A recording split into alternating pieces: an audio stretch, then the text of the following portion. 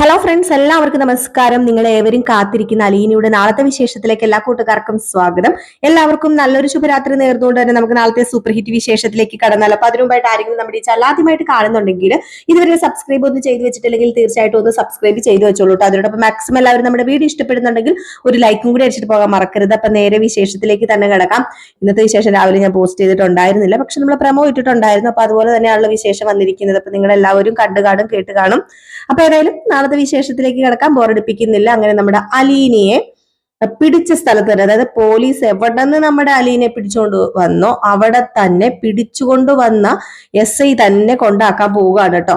അപ്പം നമ്മുടെ DYSP എത്തിക്കഴിഞ്ഞ് അവിടെ നടന്ന കാര്യങ്ങളൊക്കെ നിങ്ങൾ കണ്ടു. ഏതായാലും അലീന ചില്ലറക്കാരി ഒന്നും അല്ല. അലീന ഒരു സെർവന്റ് മാത്രമല്ല, അവൾക്ക് മുകളിൽ ആൾക്കാർ കുറെ പേരുണ്ട് എന്ന് DYSP പറഞ്ഞു കൊടുത്തപ്പം പുള്ളിക്കാരന് കാര്യങ്ങളൊക്കെ പിടികിട്ടി. മാത്രമല്ല, നിന്റെ തൊപ്പി തെറിക്കുവടാ ഇനി ഇതുപോലെ പോയി കഴിഞ്ഞിട്ടുണ്ടെങ്കിൽ. അതുകൊണ്ട് തന്നെ ഇനി ഇതുപോലെയുള്ള കേസൊക്കെ കൈകാര്യം ചെയ്യുമ്പോൾ കുറച്ച് മാന്യമായിട്ട് കൈകാര്യം ചെയ്യണമെന്ന് DYSP പറയുകയും ചെയ്തു കേട്ടോ. ഏതായാലും ഈ സമയത്ത് നമ്മുടെ SIക്കല്ലല്ലോ, സോറി, CIക്ക് ഭയങ്കരമായിട്ടും ദേഷ്യം നമ്മുടെ അലീനയോട് ഉണ്ടായിരുന്നു കേട്ടോ. അപ്പൊ അങ്ങനെ അലീനയെ കൊണ്ടാക്കാനായിട്ടും പറഞ്ഞിരിക്കുകയാണ്. കൊണ്ടാക്കാൻ മാത്രമല്ല, ഭക്ഷണം വരെ മേടിച്ചു കൊടുക്കണം എന്ന് പറഞ്ഞിട്ടുണ്ട്. അലീന പറഞ്ഞു ഭക്ഷണമൊന്നും വേണ്ടാന്ന് പറഞ്ഞു.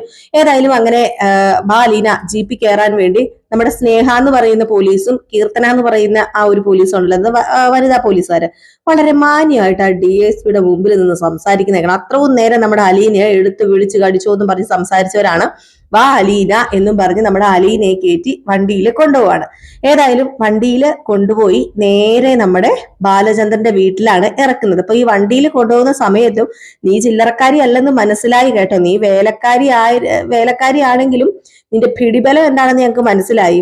നിന്നെ പോലെയുള്ള തൊലി വെളുത്ത പെണ്ണുങ്ങള് വേലക്കാരിയായിട്ട് ഏതെങ്കിലും വീട്ടിൽ ചെന്ന് കഴിഞ്ഞിട്ടുണ്ടെങ്കിൽ പിന്നെ അവർക്ക് സപ്പോർട്ട് കാണൂലോ, പുറകീന്നും മുന്നീന്നും ഒക്കെ സപ്പോർട്ട് കാണുന്ന നന്നായിട്ട് മനസ്സിലായിടി. നീ ഈ ബാലചന്ദ്രനെ കൈക്കലാക്കി വെച്ചിരിക്കുന്നത് എന്തിനാണെന്ന് മനസ്സിലായി. നിനക്ക് ഇതാളോട് ഈ തൊഴില് എന്ന് ചോദിച്ചപ്പോഴത്തേക്കും, സാറേ ഇനി മാന്യതയുടെ ഭാഷയിലല്ലാതെ എന്നോട് സംസാരിച്ചിട്ടുണ്ടെങ്കിൽ ഞാൻ പറഞ്ഞല്ലോ, ഞാൻ മാത്രമല്ല അവിടെ നിന്ന് സാറും പറഞ്ഞു വിട്ടതല്ലേ മര്യാദയ്ക്ക് എന്റെ വീട്ടിൽ കൊണ്ടാക്കണമെന്ന്. അതിനിടയിൽ ഒരു സംഭാഷണം ഒരു വർത്താനം ഒന്നും വേണ്ട എന്നോട്. ഞാൻ മാന്യമായിട്ട് തന്നെയാണല്ലോ നിങ്ങളോട് പെരുമാറിയത്.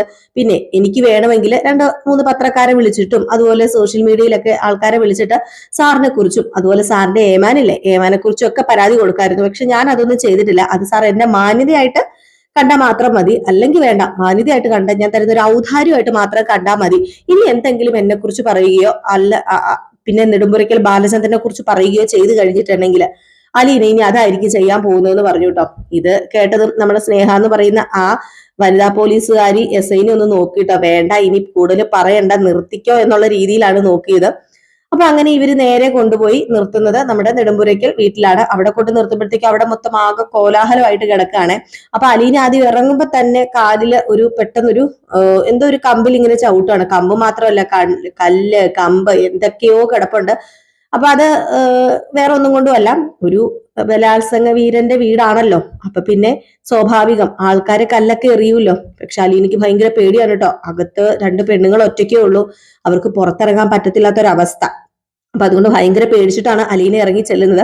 അപ്പോഴത്തേക്കും തന്നെ ഇതെന്തു പറ്റി സാറേ, ഈ വീട് മൊത്തം കോലാഹലമായിട്ട് കിടക്കുകയാണല്ലോ, എടി നീ അല്ലേടി ഈ വീട്ടിലെ വേലക്കാരി, പിന്നെ എന്താ ഇവിടെ ഇങ്ങനെയൊക്കെ കിടക്കുന്നതെന്ന് ചോദിച്ചപ്പോഴത്തേക്ക് SI പറഞ്ഞു, അത് പിന്നെ എങ്ങനെ കിടക്കാതിരിക്കും, ഇത് ബലാത്സംഗ വീരന്റെ വീടല്ലേ, അപ്പൊ പിന്നെ ഇതല്ല, ഇതിനപ്പുറവും ചിലപ്പോൾ സംഭവിച്ചെന്നിരിക്കും, നാട്ടുകാർ കയറി പൊതിഞ്ഞതായിരിക്കും എന്നിങ്ങനെ പറഞ്ഞു. ചിലപ്പോ അകത്തുള്ളതിനോടൊക്കെ ജീവനുണ്ടോ എന്ന് ദൈവം തമ്പുരാൻ അറിയാമെന്ന് വരെ SI ഇങ്ങനെ പറഞ്ഞപ്പോഴത്തേക്ക് പെട്ടതല്ല എനിക്ക് വീണ്ടും പേടിയായി. അങ്ങനെ അലീനോട് പറയാടി, നീ പോയി കോളിംഗ് ബെൽ അടിക്കടി എന്നിങ്ങനെ അലീനോട് പറഞ്ഞു. അപ്പൊ അലീന നമ്മുടെ SIനെ ഒന്ന് തുറപ്പിച്ച് നോക്കുന്നുണ്ട്. ഏതായാലും ഈ സമയത്ത് സ്നേഹ എന്ന് പറയുന്ന ആ വനിതാ പോലീസുകാരി തന്നെ പോയി കോളിംഗ് ബെൽ അടിക്കുകയാണ്. അപ്പൊ അവിടെ ഇനിയിപ്പൊ അലീനയെ കൊണ്ട് കോളിംഗ് ബെൽ അടുപ്പിച്ചേ തുറപ്പിക്കൂ എന്ന് വെച്ചിട്ടുണ്ടെങ്കിൽ ശരിയാവില്ല എന്ന് SIക്ക് തന്നെ മനസ്സിലായി. അതുകൊണ്ട് SI നേരെ സ്നേഹ എന്ന് പറയുന്ന കോൺസ്റ്റബിളിനെ നോക്കുകയും വനിതാ പോലീസുകാരിനെ നോക്കുകയും വനിതാ പോലീസുകാരി കോളിംഗ് ബെൽ അടിച്ചു. അപ്പോഴത്തേക്കും നമ്മുടെ കൃഷ്ണമോൾ ആ സെറ്റിയില് തന്നെ ഇരിക്കുകയാണ് കേട്ടോ. രാവിലെ മുതൽ ഒരു ആഹാരവും കഴിക്കാതെ വെള്ളം കുടിക്കാതെ ആ സെറ്റിൽ തന്നെ ഇരിപ്പുണ്ടായിരുന്നു. പെട്ടെന്ന് ബെല്ലടിച്ചത് നമ്മുടെ കൃഷ്ണമോൾക്ക് പേടിയായി. മാത്രമല്ല, എല്ലാവരും പറഞ്ഞിട്ടുണ്ടല്ലോ ആരെങ്കിലും വന്നാൽ വാതിൽ തുറക്കരുതെന്ന്. അതുകൊണ്ട് കൃഷ്ണമോൾ എന്ത് ചെയ്യുന്നു, പതുക്കെ വെപ്രാളപ്പെട്ടിട്ട് ജനലിലൂടെ ഇങ്ങനെ നോക്കിയപ്പോഴത്തേക്കും പോലീസ് ജീപ്പ് കിടക്കുന്നത് കണ്ടു. പോലീസ് ജീപ്പ് കിടക്കുന്നത് കണ്ടപ്പോൾ ഒന്നും കൂടെ പേടിയായി. കാരണം ഇനിയിപ്പൊ നമ്മുടെ കൃഷ്ണമോളെ പൊക്കിക്കൊണ്ട് പോകാനാണോ എന്ന് അറിയത്തില്ലല്ലോ, പോലീസുകാർ എന്താ ചെയ്യുന്നത് ഇപ്പൊ അവന്മാർക്ക് തന്നെ അറിയത്തില്ല. അപ്പൊ അതുകൊണ്ട് നമ്മുടെ കൃഷ്ണമോൾ ഒന്ന് പേടിച്ചു പോയിട്ട്, അപ്പൊ കൃഷ്ണമോൾ പേടിച്ചിട്ട് പുറകിലേക്ക് ഒന്ന് മാറിക്കഴിഞ്ഞപ്പോഴത്തേക്കും ഒന്നും കൂടെ കോളിംഗ് ബെൽ അടിച്ചപ്പോഴത്തേക്കും ഇപ്പുറത്തെ സൈഡ് വന്ന് തുറന്നു നോക്കിയപ്പോഴത്തേക്കുമാണ് നമ്മുടെ അലീനെ അവിടെ കാണുന്നത്. രണ്ടുമൂന്ന് പോലീസുകാരും ഉണ്ട്. ഇത് കണ്ട ഉടനെ നമ്മുടെ കൃഷ്ണമോളുടെ ശ്വാസം നേരെ വീണു. കൃഷ്ണമോള് നേരെ ചെല്ലാണ്. കൃഷ്ണമോള് നേരെ ചെന്നിട്ട് നേരെ വാതിൽ തുറന്നിട്ട് പുറത്തേക്ക് ഇറങ്ങി ചെന്നു. അപ്പോഴത്തേക്കും തന്നെ നമ്മുടെ അലീന ഓടി വന്ന് കൃഷ്ണമോളെ എന്ന് പറഞ്ഞു വിളിച്ചപ്പോ ചേച്ചി എത്ര നേരം എവിടെയായിരുന്നു ചേച്ചി എന്ന് പറഞ്ഞു ഇവർ രണ്ടുപേരും കൂടെ കെട്ടിപ്പിടിച്ച് കരയാണ് കേട്ടോ. കൃഷ്ണമോളാണ് ഭയങ്കരമായിട്ട് കരയുന്നുണ്ട്.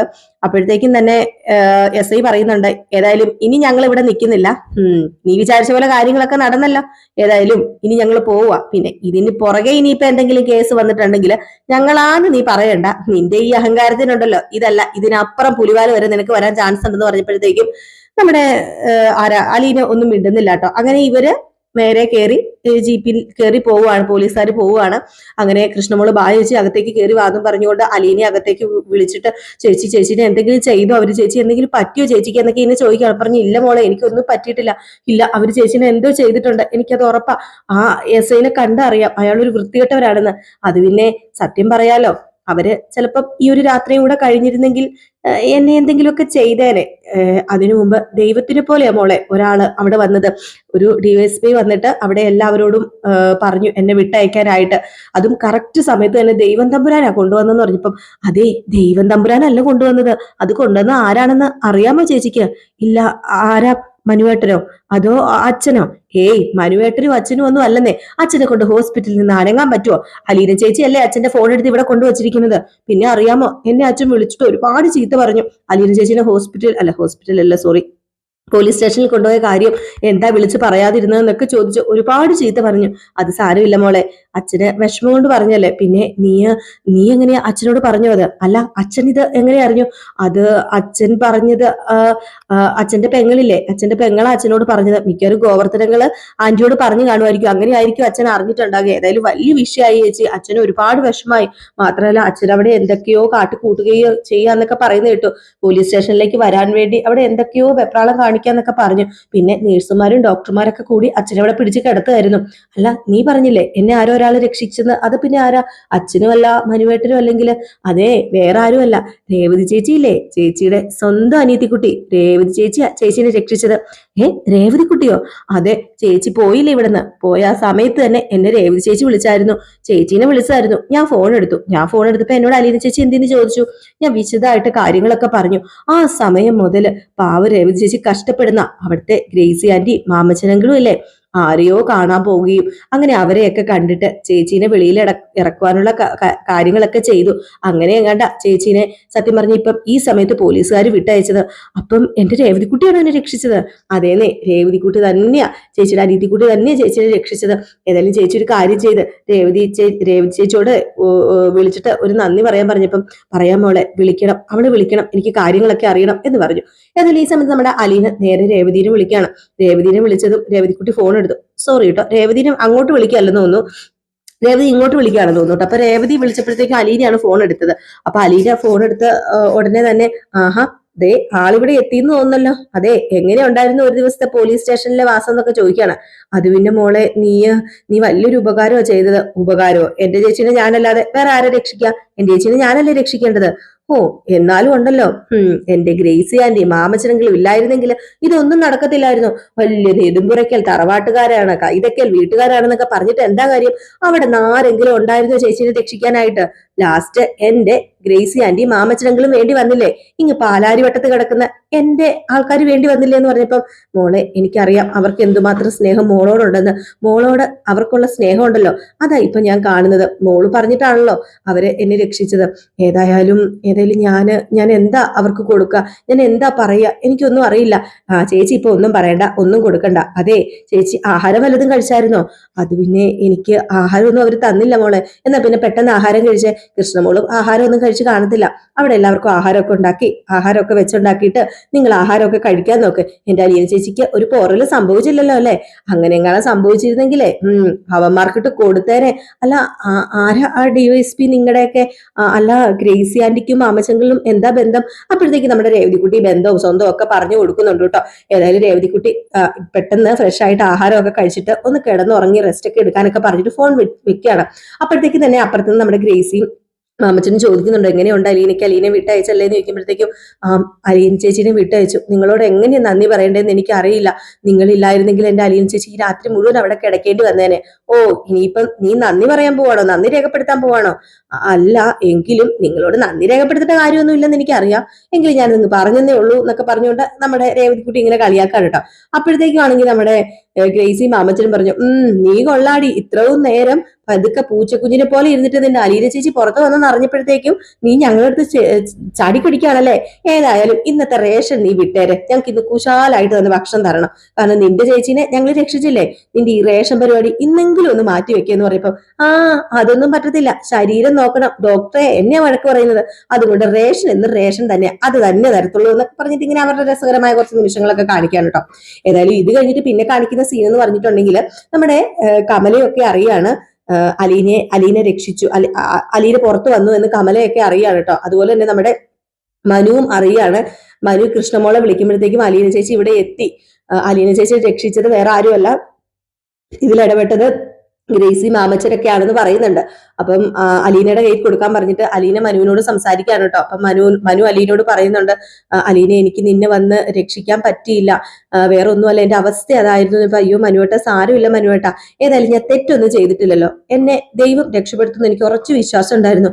അല്ല അലീനെ, നിന്നെ അവരെന്തെങ്കിലും എന്നെ എന്ത് ചെയ്യാനാ, എന്നെ ഒന്നും ചെയ്തൊന്നുമില്ല, അവർ കുറെ ഭീഷണിപ്പെടുത്തി എന്റെ ഒരു പെറ്റീഷൻ എഴുതി വാങ്ങിക്കാൻ വേണ്ടി നോക്കി. രോഹിത്തിനും ഹരിക്കും എതിരെ ഞാൻ പീഡനക്കേസിന് പെറ്റീഷൻ ബലാത്സംഗ ശ്രമത്തിന് പെറ്റീഷൻ കൊടുക്കണം അത്രേ, അങ്ങനെ പറഞ്ഞായിരുന്നു.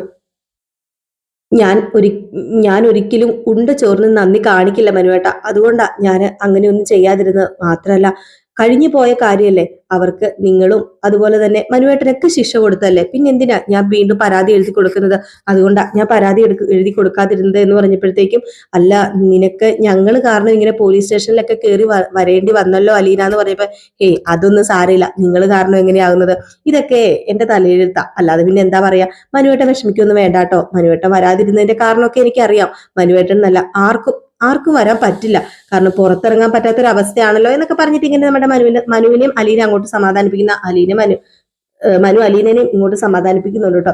ഇതേസമയം നമ്മുടെ ബാലചന്ദ്രനും അറിയുന്നുണ്ട് അലീന രക്ഷപ്പെട്ടു എന്ന്. നമ്മുടെ ഗോവർദ്ധനൻ ബാലചന്ദ്രന്റെ അടുത്ത് ചെല്ലുകയും അലീന രക്ഷപ്പെട്ടു എന്ന് പറയുന്നുണ്ട്. അതുപോലെ തന്നെ അലീന നമ്മുടെ ബാലചന്ദ്രനെ കാണാനായിട്ട് നേരെ പോകുന്നത് ഹോസ്പിറ്റലിലേക്ക് തന്നെയാണ്. ചെന്നിട്ട് പിറ്റേ ദിവസം രാത്രി എങ്ങാണ്ടാണല്ലോ കൊണ്ടാക്കുന്നത്.